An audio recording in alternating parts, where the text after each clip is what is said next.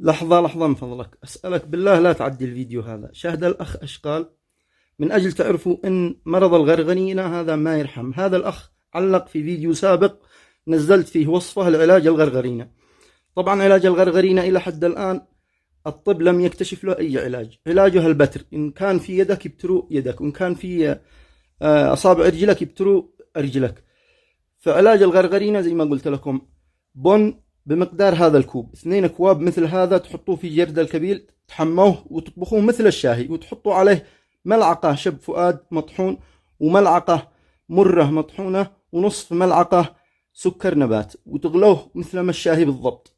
لما يفور وتجيبوا جردل عاج، تحطوا الماء فيه على أجل إذا كانت أطراف المريض في الرجل تحطوا رجله في الجردل لمدة ربع ساعة وتنظفوها. ومن ثم نفس الوصفة هذه تخلطوها جافة، وتحط بعد ما تخرجوا رجل المريض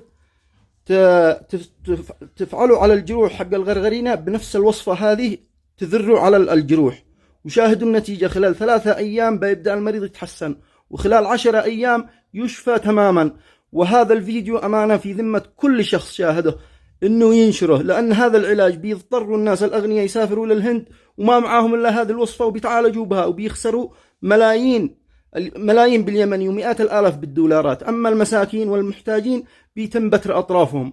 فهذا الفيديو أمانة في ذمتكم لا أشتي منكم لا متابعة ولا لايك ولا أي حاجة، ولا أشتي منكم اكسبلور وتنشروا هذا الفيديو للناس، عسى أن الله يكتب الشفاء للناس المرضى، أجارنا الله وإياكم من هذا المرض، سواء كانوا جيرانكم أو أصحابكم أو من أهلكم أو من أقاربكم.